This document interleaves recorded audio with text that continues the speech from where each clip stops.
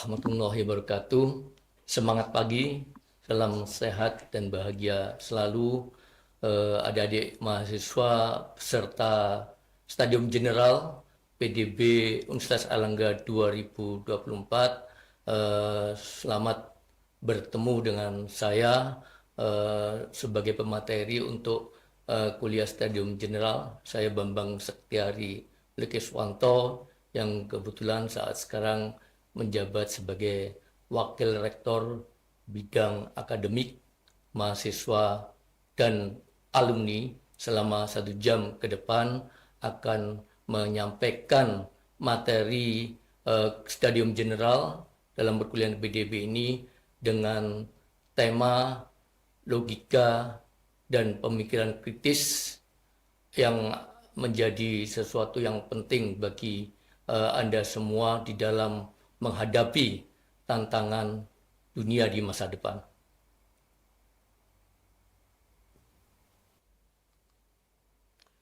Adik-adik mahasiswa Universitas Airlangga yang berbahagia, kalau kita sekarang bicara tentang apa yang terjadi di dunia ini, maka tentu yang terjadi adalah perubahan yang sangat cepat. Kita sebagai insan akademis tentu harus dan sengaja menyesuaikan dengan perubahan-perubahan yang sangat cepat tersebut. Dan itu merupakan suatu tantangan yang pasti nanti akan adik-adik hadapi sebagai akademisi terkait dengan perubahan-perubahan di dunia yang luar biasa ini, dan terutama di masa-masa yang mendatang. Dan apa sebetulnya tantangan di dunia yang sekarang terjadi, dan bagaimana kita harus bersikap, dan kenapa logika dan pemikiran kritis adalah sesuatu yang sangat mendasar dan sangat penting bagi kita sebagai insan akademisi di dalam menghadapi tantangan dunia di masa depan. Kalau kita menyadari saat ini, maka kita tahu bahwa kita sudah masuk pada era Industrial Revolution, era 4.0.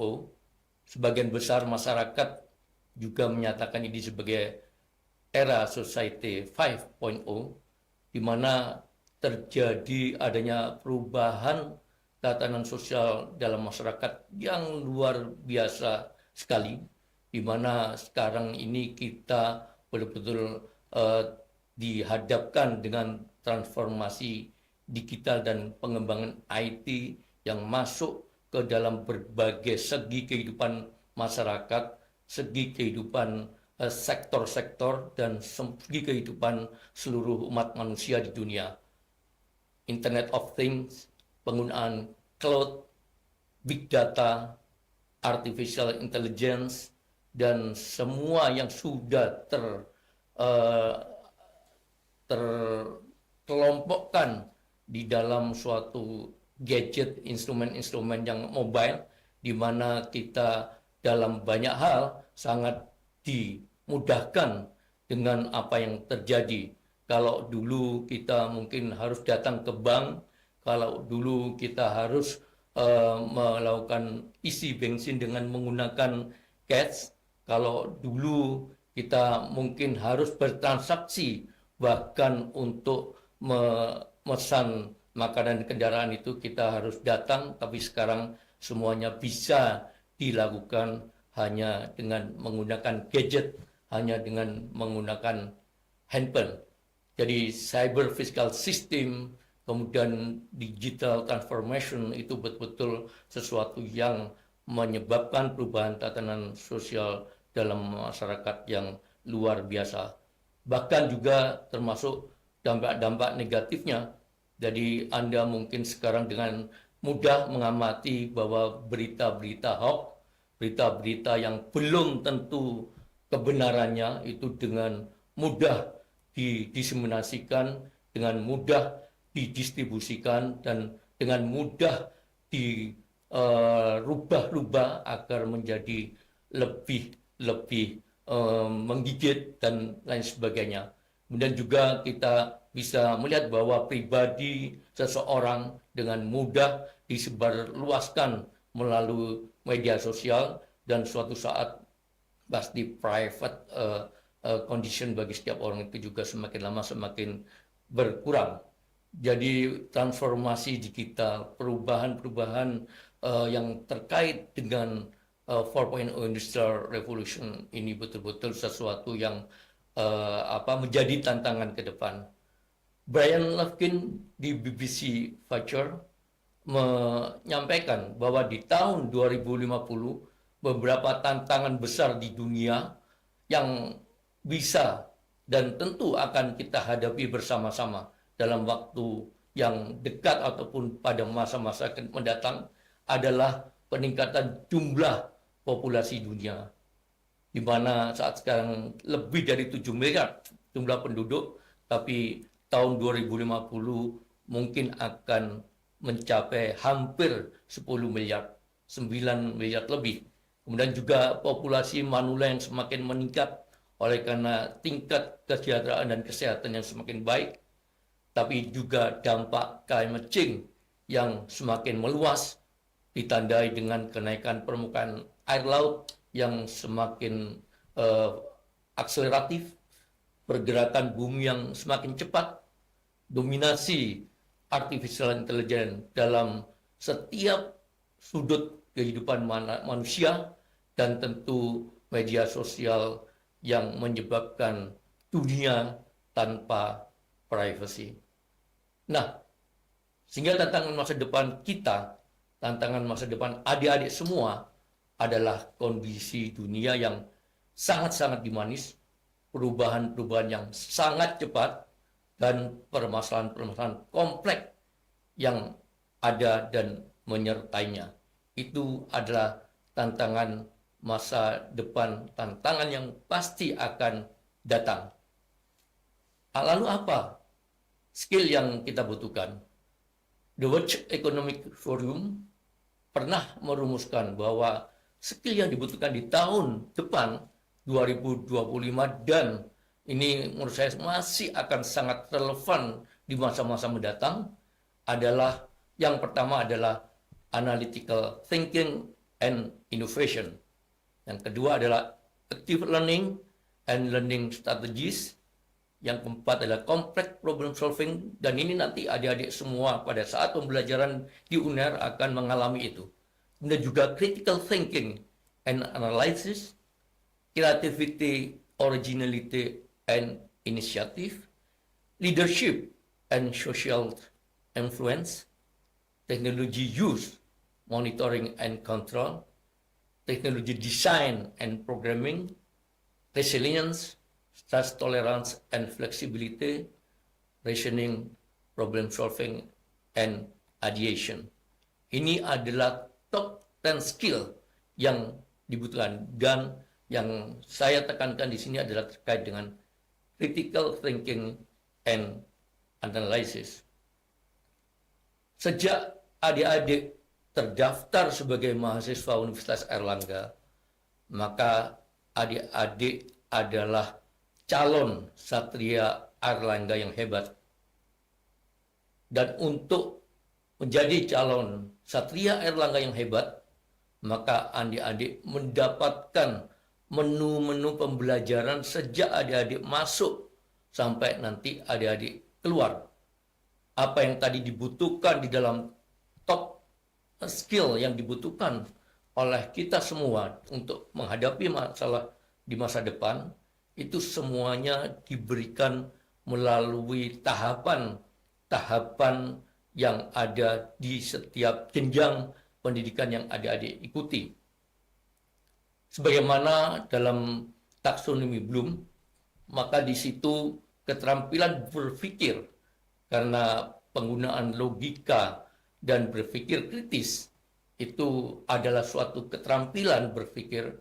Maka adik-adik sejak masuk di Universitas Airlangga sebagai mahasiswa baru di prodi apapun, maka adik-adik akan mendapatkan menu itu, dan menu ini adalah menu untuk memberikan jaminan bagi adik-adik agar siap untuk menghadapi tantangan di masa depan. Mulai dari level keterampilan berpikir yang rendah, remembering, understanding, applying, analyzing, evaluating, and creating.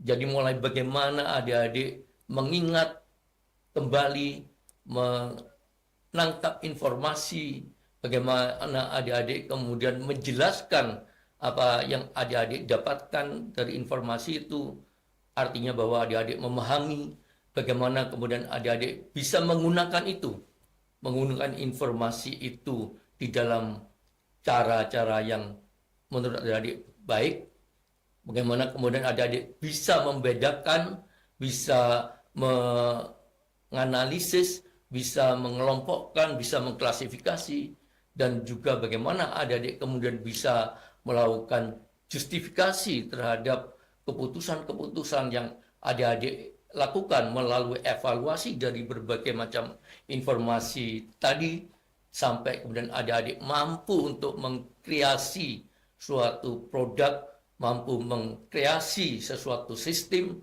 mampu mengkreasi suatu metode.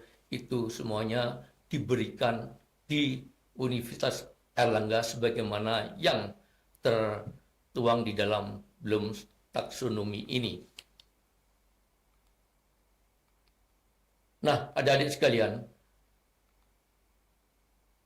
di dalam berbagai macam keterampilan berpikir, maka sebenarnya ini semuanya tertuang di dalam nilai-nilai UNER hebat.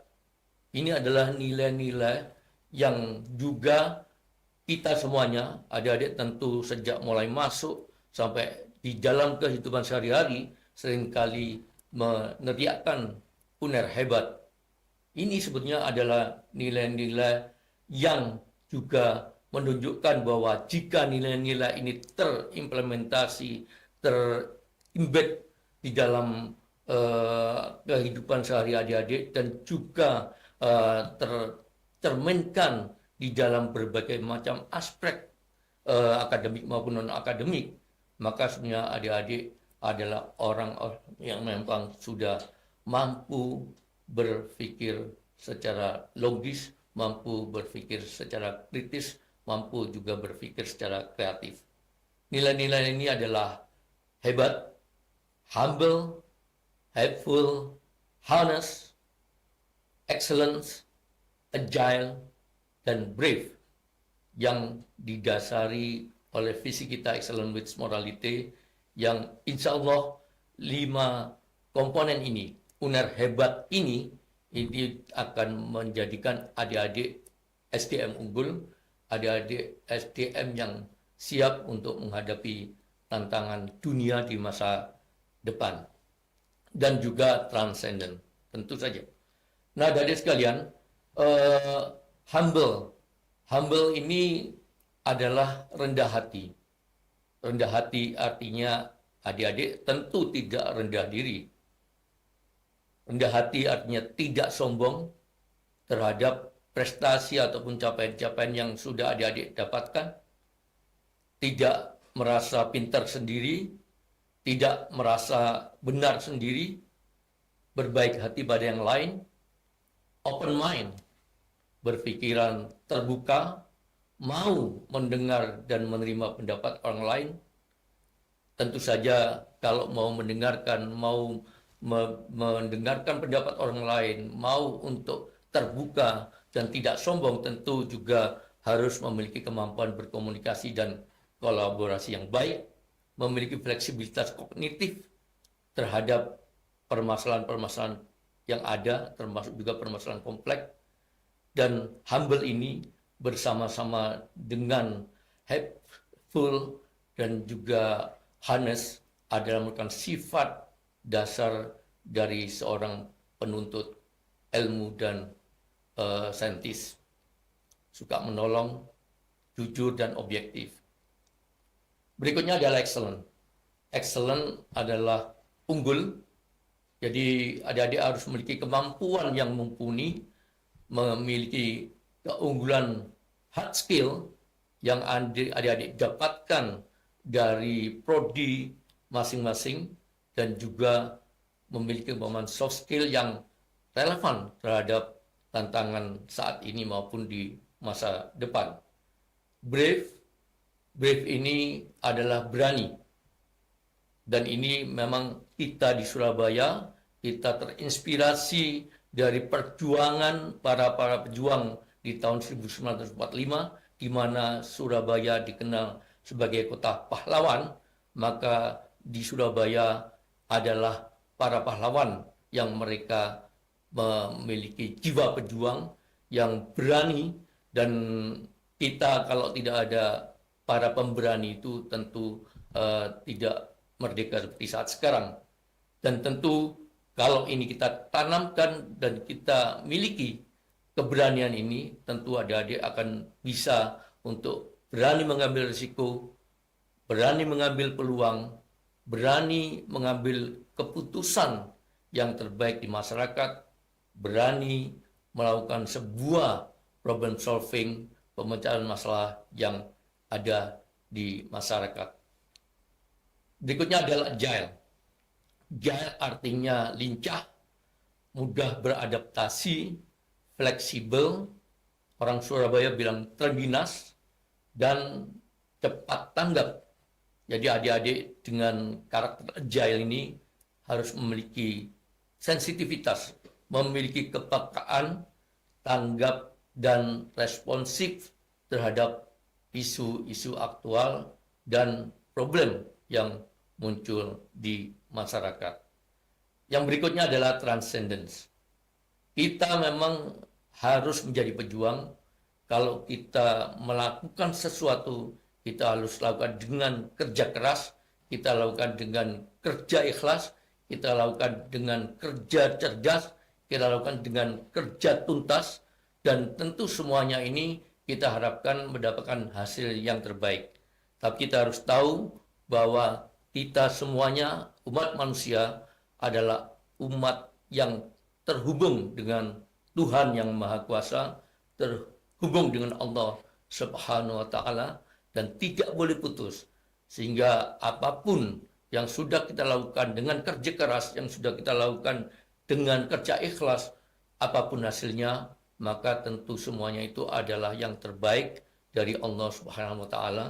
Dan tentu saja bahwa kita juga dituntut bahwa karena Allah, karena ada Tuhan yang Maha Esa, maka tentu kita harus bisa mengembangkan ide-ide, pemikiran-pemikiran kita tanpa batas, karena Allah memberikan kesempatan untuk kita bisa mengembangkan, untuk kita bisa lebih kritis, untuk kita bisa lebih kreatif dengan transcendence ini.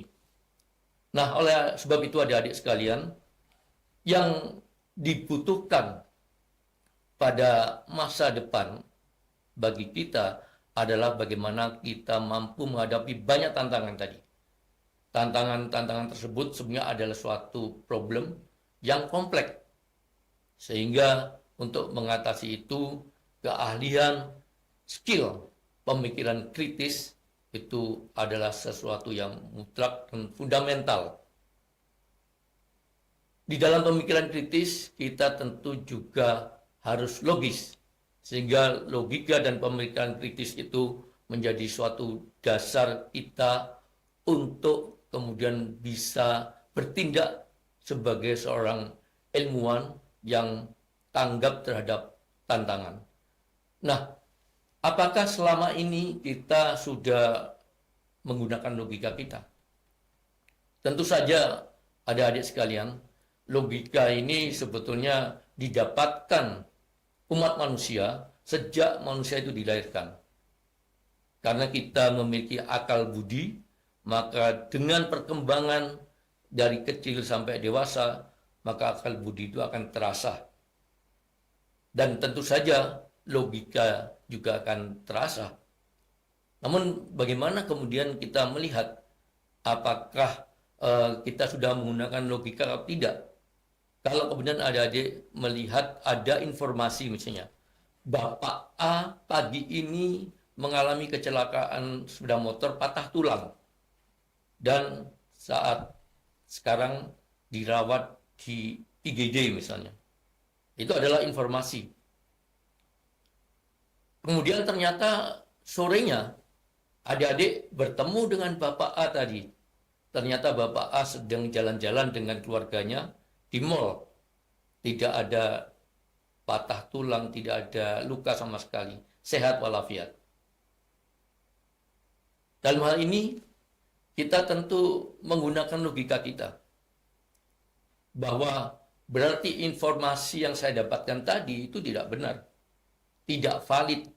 Karena apa? Faktanya sore ini saya bertemu dengan Bapak A dalam kondisi sehat walafiat. Itu kita sudah menggunakan logika.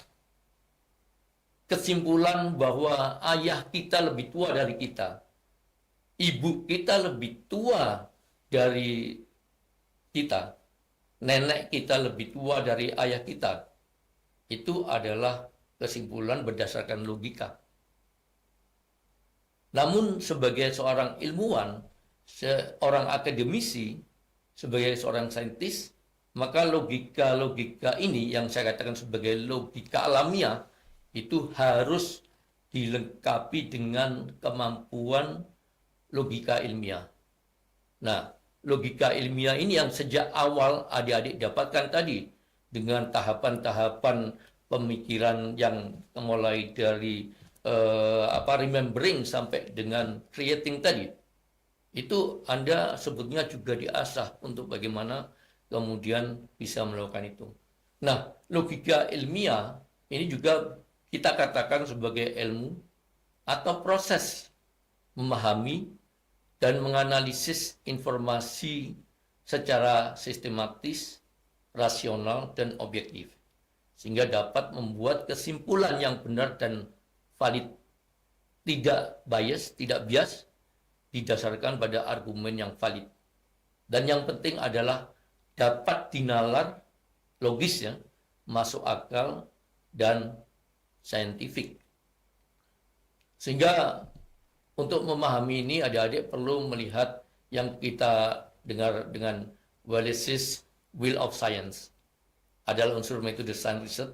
Ini adalah roda ilmiah yang menunjukkan pada kita bahwa penalaran ilmiah, logika ilmiah, itu kita bisa lakukan dengan seperti roda ini. Jadi ada penalaran deduktif, ada penalaran induktif. Penalaran deduktif berdasarkan pada hukum-hukum, berdasarkan pada teori-teori yang kemudian dihadapkan dengan problem yang kemudian akan menemukan data-data baru dan bisa menghasilkan teori-teori baru. Induktif sebaliknya adalah berdasarkan pada data-data empiris. Apa yang kita amati, yang kita observasi, kemudian dianalisis, dan kemudian digeneralisir.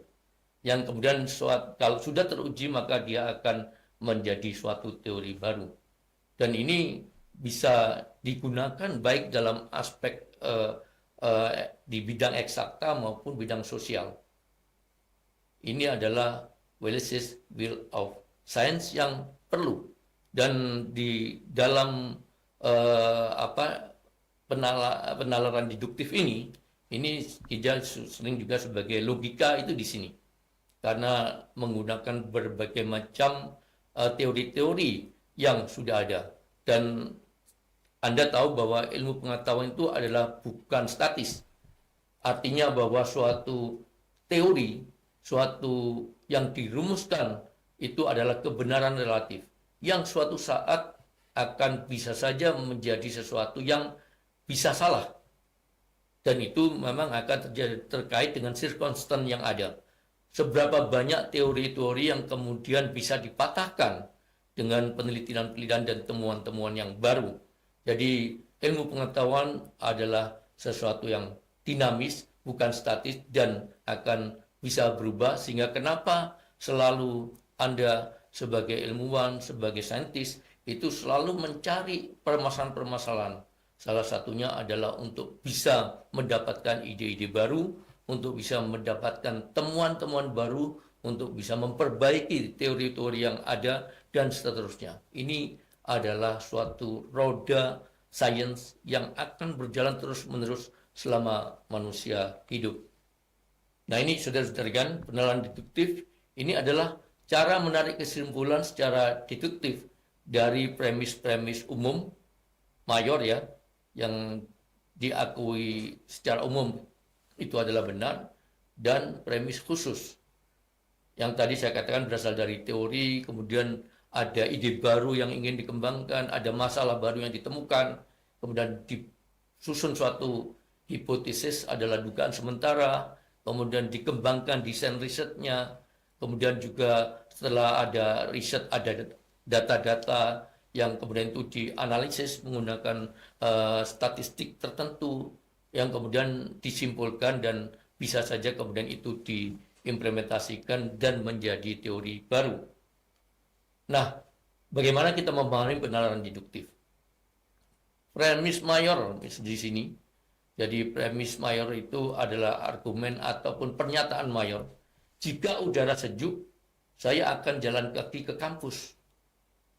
Premis minornya, siang ini udara sejuk. Saya bisa menyimpulkan, saya akan jalan kaki ke kampus. Ini deduktif. Semua hewan membutuhkan makan. Sapi adalah hewan. Kesimpulannya, sapi membutuhkan makan. Jika hutan gundul, maka banjir akan semakin sering. Sekarang sering terjadi banjir, premis minornya. Kesimpulannya, maka hutan sudah gundul. Contoh yang lain, ibu memasak dadar telur atau krengsengan daging. Premis minornya ternyata ibu tidak memasak krengsengan. Jadi ibu memasak dadar telur. Jadi ini adalah logika yang bisa adik-adik asah dan pelajari. Namun ada kesalahan-kesalahan yang bisa dibuat, baik itu kesalahan yang bersifat prosedural maupun material. Misalnya premis mayornya anjing berkaki 4. Minornya anjing adalah binatang. Kita simpulkan bahwa semua binatang berkaki 4. Ini adalah kesimpulan yang salah.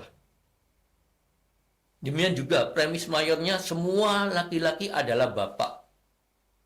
Premis minornya saya seorang laki-laki. Bukan saya Anda yang mahasiswa. Kesimpulannya saya adalah bapak. Ini salah. Itu kalau untuk saya itu betul. Tapi untuk Anda yang masih mahasiswa tingkat 1, insya Allah belum ada yang menikah ya, itu adalah kesimpulan yang salah.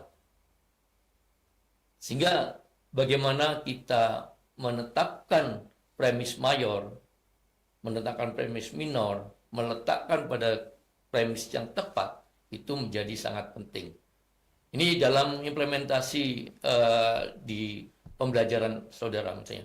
Dari teori pada manusia, Staphylococcus aureus itu merupakan mikroba yang resisten terhadap methicillin atau yang mengandung beta-lactam.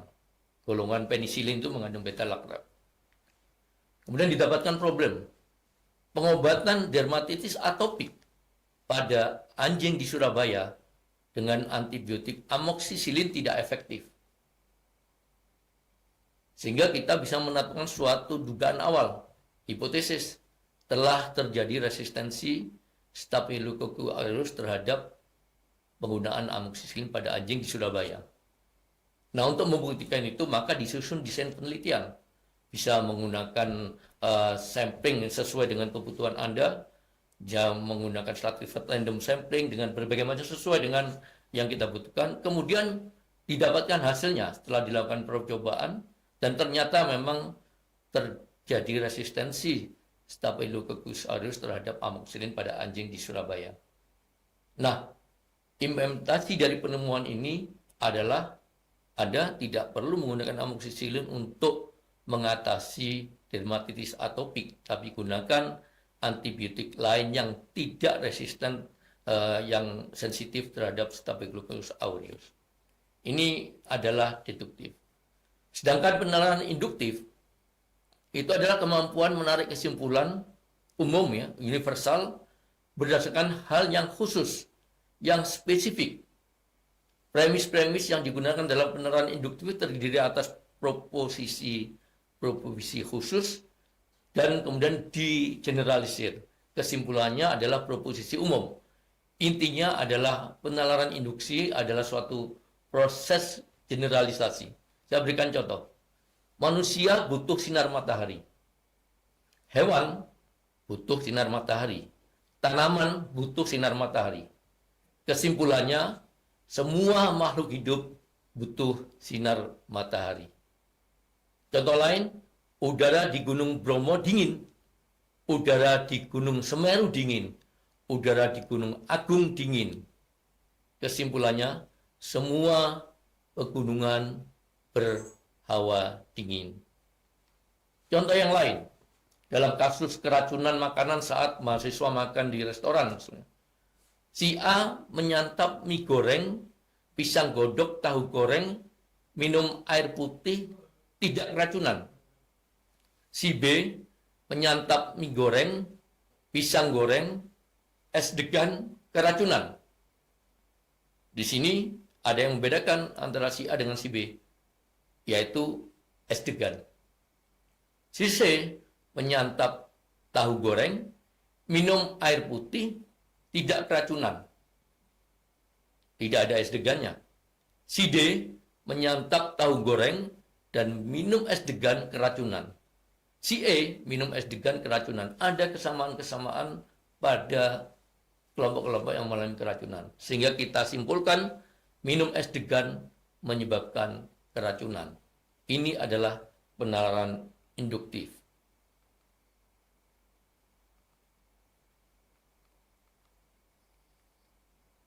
Nah, sudah sekalian di dalam implementasinya kita bisa melihat ya bagaimana penalaran induktif ini terkait dengan untuk memilih suatu strategi marketing yang baru. Misalnya, melihat ada stagnasi di dalam penjualan dari suatu produk perusahaan, maka langkah yang dilakukan adalah melihat situasi dan tren yang ada di pasar, di publik, kemudian juga melakukan analisis strategi marketing yang sudah dilakukan, termasuk juga strategi marketing yang dilakukan oleh kompetitor, dan kemudian kita amati bagaimana tingkat penjualan perusahaan-perusahaan tersebut dan strategi marketing apa yang digunakan.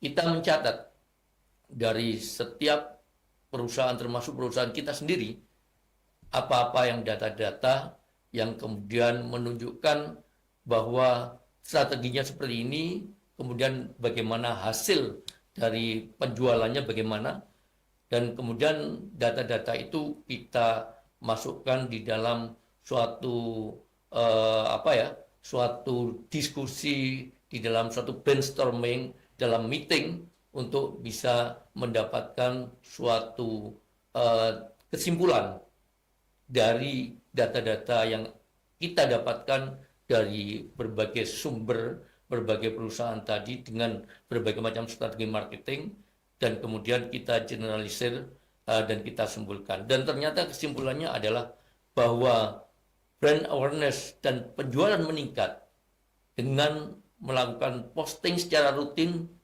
di Instagram saat jam makan siang.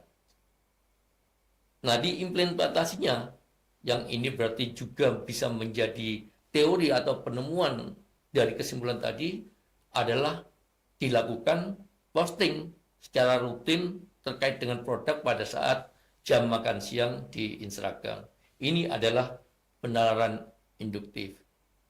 Nah, saudara sekalian, terkait dengan kita sudah mempelajari tadi bagaimana logika dan pemikiran kritis. Pemikiran kritis artinya adalah produk dari berpikir kritis.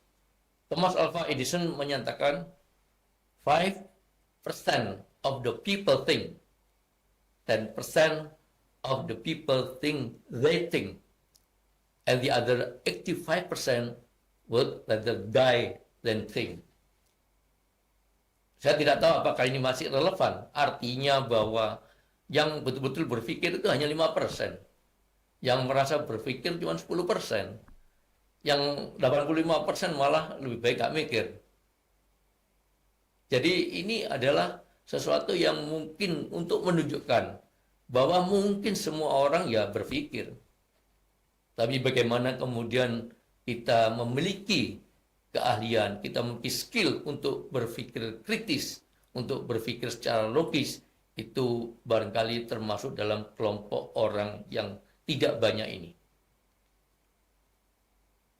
Di dalam berpikir kritis atau critical thinking, Wolfowitz menyatakan bahwa berpikir kritis ini adalah sebuah pengkajian.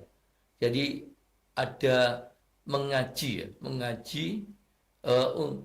situasi, fenomena, pertanyaan, atau masalah untuk mendapatkan sebuah hipotesis yang mengintegrasikan semua informasi yang ada. Kesimpulan yang diambil dapat tepat sesuai dengan fakta-fakta maupun data. Jadi mengkaji, kemudian mengintegrasikan, dan kemudian menggunakan data-data dan fakta yang ada yang bisa dipertanggungjawabkan. Ini adalah berpikir kritis. Atau mengevaluasi. Tadi mengkaji, mengevaluasi ini adalah hal yang sama. Definisi yang agak sedikit berbeda, tapi sebenarnya prinsipnya sama, yaitu proses mengevaluasi informasi dan ide dengan mempertimbangkan fakta, evidence, bukti-bukti secara objektif dan terbuka dalam mengejar kebenaran dan validitas dengan mempertimbangkan berbagai sudut pandang. Atau juga kemampuan untuk kritis dan objektif, mempertimbangkan informasi, argumen, dan bukti yang diberikan. Kemampuan mengidentifikasi kelemahan dan kekuatan dalam argumen atau bidang atau informasi tertentu. Kemampuan untuk mengambil keputusan yang rasional berdasarkan informasi dan bukti yang diberikan. Jadi ada mengevaluasi, menelaah, ada bukti-bukti, ada sudut pandang yang berbeda, paling bermacam-macam, ada evidence-evidence yang digunakan, dan itu semuanya dilakukan secara kritis dan objektif untuk membuktikan informasi itu valid, informasi itu benar, informasi itu bisa dipertanggungjawabkan sampai dengan kemudian kesimpulan atau keputusan yang diambil juga keputusan yang bisa dipertanggungjawabkan. Oleh sebab itu, syarat berpikir kritis yang pertama adalah logis, masuk akal, menggunakan logika dan berdasarkan pada bukti. Jadi Anda tentu harus betul-betul mengasah bagaimana berpikir secara logis. Logika alamiah yang sudah kita miliki dan logika ilmiah yang kita asah sejak Anda masuk, itu betul-betul memang harus terus-menerus diasah. Yang kedua adalah objektif. Jadi objektif ini adalah kita bisa tidak subjektif. Jadi kita berpendapat tanpa harus dipengaruhi oleh faktor-faktor subjektivitas. Karena ini berasal dari kelompok kita, dari saudara kita, dari orang-orang yang dekat dengan kita, maka kemudian kita barangkali tidak objektif lagi. Dan ini juga untuk menghindari bias pemikiran. Jadi objektif ini artinya kita bisa juga mendapatkan, menilai informasi itu betul-betul secara secara adil, yang tidak dipengaruhi oleh kondisi posisi kita dan seterusnya. Yang berikutnya adalah independen, mandiri, tidak ada pengaruh dari pihak-pihak tertentu, baik internal maupun eksternal. Jadi kalau kita kemudian mendapatkan informasi-informasi tertentu, kemudian mendapatkan hal-hal yang selain informasi bukti-bukti tertentu, maka tentu di sini kita harus betul-betul bisa menempatkan itu secara independen dan tidak ada pengaruh pihak internal maupun eksternal. Berikutnya adalah komprehensif. Dari kita melihatnya bukan hanya pada satu titik saja, tapi bisa menjadi lebih luas. Jadi mungkin kalau kita mengibaratkan, gunakan mata facet dari serangga yang bisa 360 derajat melihat itu. Jangan menggunakan kacamata kuda. Jadi misalnya kita sederhana saja bahwa ada seorang mahasiswa yang mungkin sering datang terlambat misalnya. Nah mungkin kita bisa melihat bahwa ini mahasiswa yang malas, mahasiswanya tidak concern.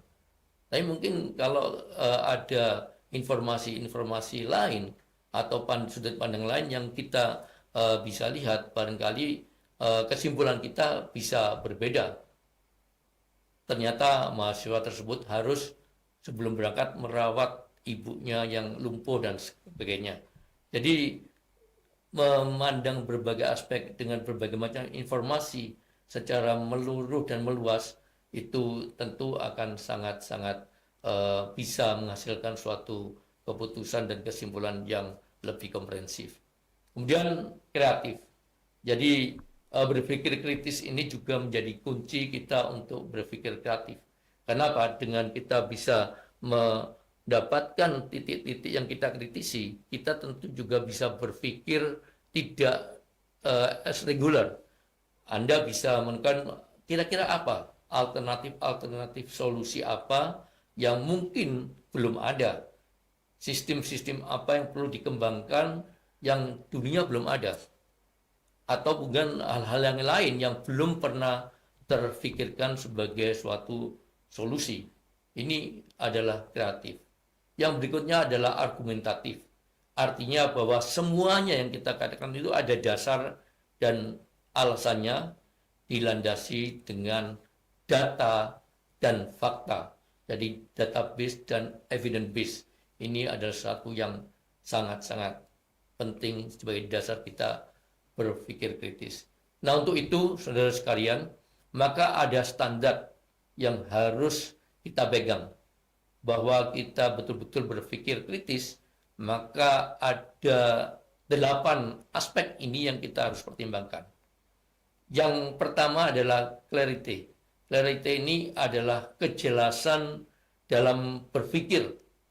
Jadi kalau misalnya kita berargumen dan sebagainya, ini langsung to the point, langsung pada sasarannya, tidak bulat, tidak kemana-mana, tidak membahas hal-hal yang mungkin tidak berhubungan.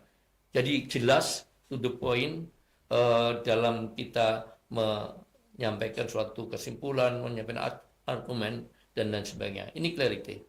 Yang berikutnya adalah accuracy. Accuracy ini adalah ketepatan.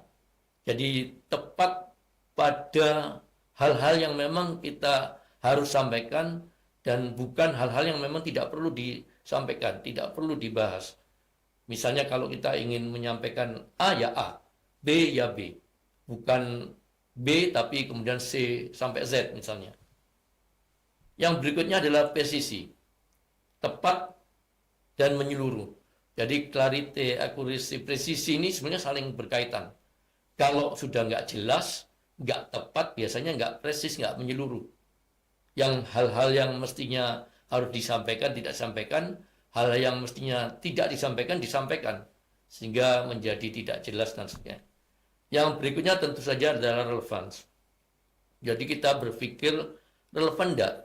Kadang-kadang mungkin kita bisa menilai bahwa oh ini nggak nyambung belas. Itu kan kelihatan bahwa ini nggak relevan. Jadi yang kita bicarakan terkait dengan climate change misalnya, tapi kemudian yang kita bahas terkait dengan rumus matematika yang barangkali jauh. Walaupun suatu saat kalau dihubung-hubungkan ya bisa. Yang kita bahas terkait dengan masalah kesetaraan gender, tapi yang disampaikan satu yang lain, nggak relevan. Jadi di sini relevan, nyambung sesuai dengan permasalahan-permasalahan yang dihadapi. Depth, jadi kedalaman terkait dengan data dan pemahaman, dan tentu kedalaman ini juga akan menentukan bagaimana kita bisa menunjukkan bahwa kita bisa komprehensif. Kalau kita memahami permasalahan itu dengan lebih dalam, maka tentu jalan keluar yang kita sampaikan tentu akan lebih komprehensif. Jadi misalnya terkait dengan ada seseorang yang barangkali suka guyon, suka bercanda, ujuk-ujuk kok kemudian ternyata dengar-dengar meninggal karena bunuh diri misalnya. Itu mungkin kita akan terkaget-kaget kalau kemudian kita hanya melihat bahwa ini guyonan gitu. Tapi kalau kemudian kita bisa memahami dengan lebih mendalam apa yang terjadi, kenapa kemudian apa masalah yang dihadapi dan seterusnya, barangkali kesimpulan kita berbeda. Dan juga keluasan pemikiran dan pemandangan atau breadth, jadi kita tidak berpikir sempit. Jadi kalau kemudian tadi itu bahwa ada demo misalnya, mahasiswa demo, ya kemudian kita kita salahkan saja, tidak seperti itu.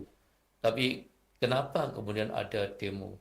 Apa yang menjadi akar masalah sehingga mahasiswa sampai demo? Mungkin saja tidak ada solusi atau tidak ada media untuk berkomunikasi, kemudian ada sesuatu yang fundamental yang dilanggar dan sebagainya. Jadi ini sesuatu yang penting. Yang tentu saja berikutnya adalah logik, ya, logika digunakan.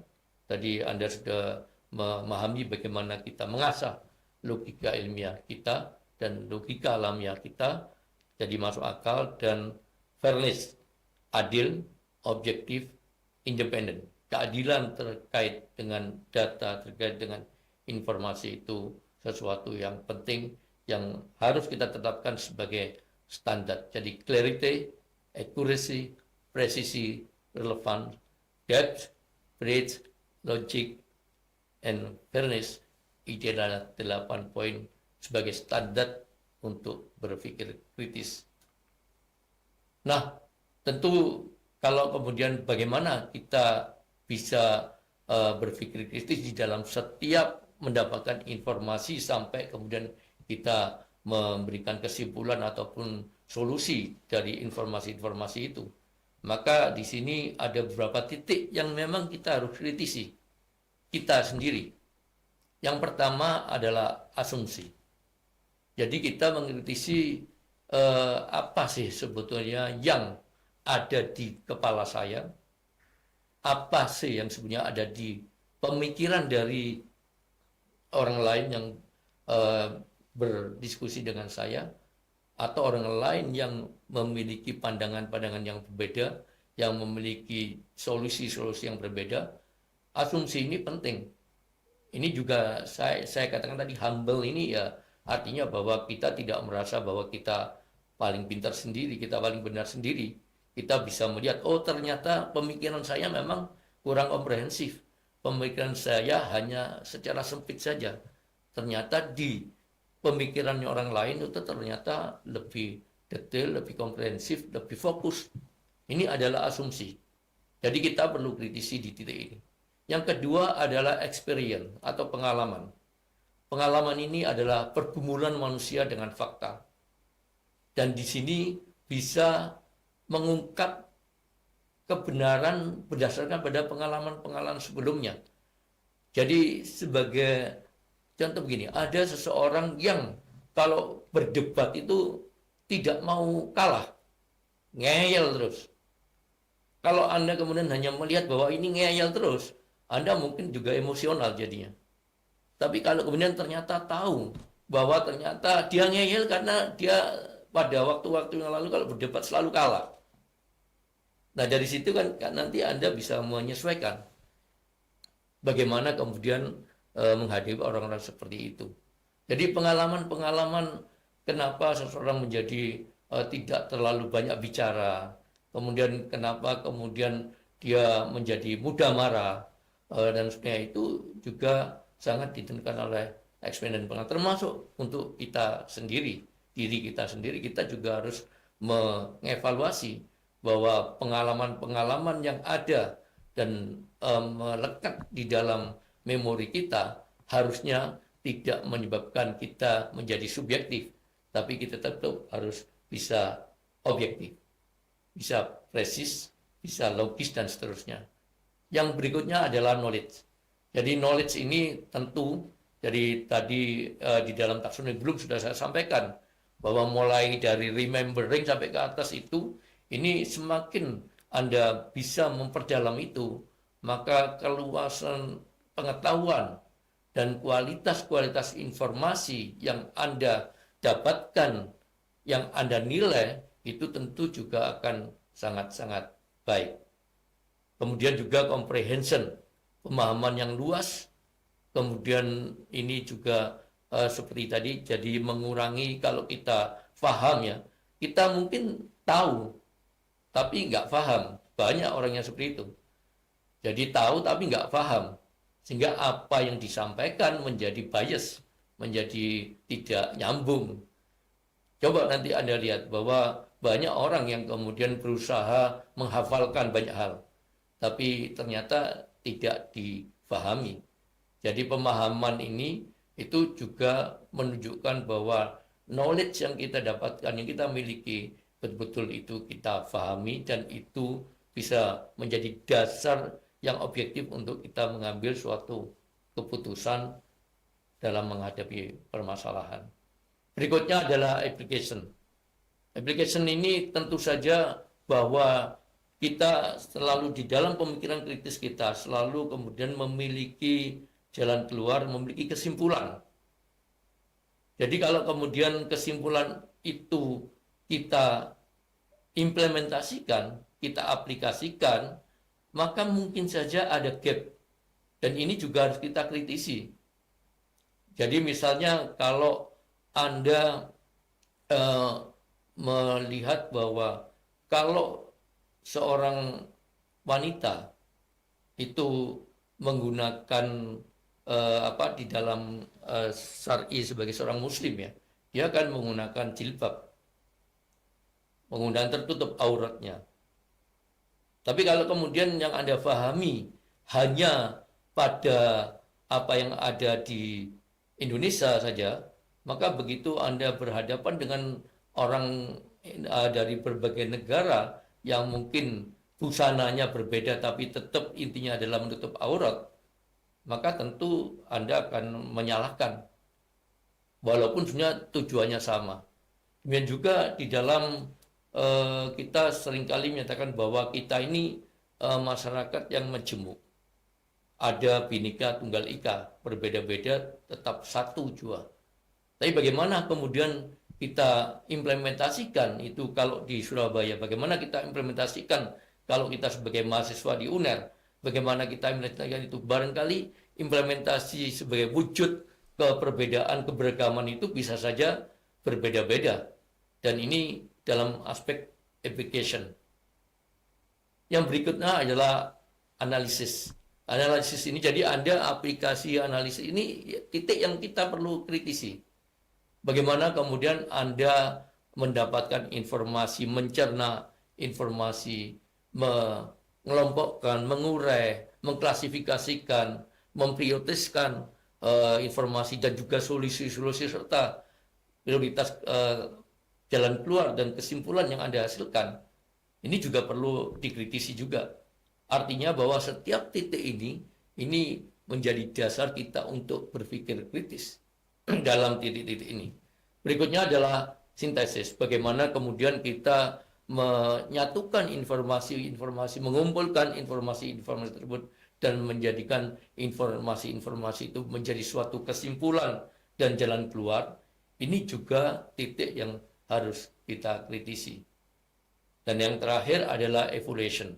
Evaluation ini adalah bagaimana kita melihat, mengevaluasi kembali apa-apa yang sudah kita jalani tadi, dari mulai awal sampai asumsi sampai dengan sintesis paham kita dengan menyimpulkan tadi, kita evaluasi, kita kritisi, kemudian kita melihat relevansi antara masalah dengan solusi yang kita tawarkan, kita lihat kekuatan dari argumen-argumen dari premis-premis yang kita tawarkan, kemudian bagaimana kredibilitas sumber informasi, validitas dari informasi yang kita dapatkan, dan kemudian juga bagaimana bukti dan fakta itu betul-betul menjadi dasar untuk mengambil keputusan yang tepat dan sudah teruji. Itu adalah titik kritis yang terakhir yang memang harus Anda lakukan. Jadi dari setiap tahapan ini Anda perlu menetapkan itu sebagai titik kritis untuk semakin menjadikan skill pemikiran kritis itu menjadi keseharian Anda sebagai saintis maupun sebagai akademisi. Nah, saudara sekalian, jadi kalau kemudian kita melihat bahwa pemikiran kritis ini tentu adalah suatu dasar yang sangat-sangat dibutuhkan. Kita tahu bahwa saat ini dan di masa-masa mendatang kita akan sangat dibantu dengan transformasi teknologi, dengan adanya perubahan-perubahan yang sangat dipengaruhi oleh IT, sangat dipengaruhi oleh artificial intelligence, dan semuanya itu akan sangat memudahkan kita. Tapi juga akan banyak hal yang perlu pemikiran kritis kita untuk bisa menyelesaikan problem-problem kompleks yang muncul, yang akan kita hadapi di saat-saat sekarang maupun di masa-masa yang mendatang. Nah, jika Anda semuanya mengimplementasikan nilai-nilai luhur yang sudah saya sampaikan dalam UNER hebat, maka insya Allah Anda akan menjadi mahasiswa UNER yang tangguh, menjadi satria Airlangga yang unggul, mahasiswa dan juga calon alumni yang terampil untuk berpikir logika, berpikir kritis, dan tentu alumni Satria Airlangga, alumni Airlangga yang siap untuk menghadapi tantangan di masa depan. Itu yang saya sampaikan, mudah-mudahan memberikan manfaat. Wabillahi taufiq wal hidayah. Assalamualaikum warahmatullahi wabarakatuh.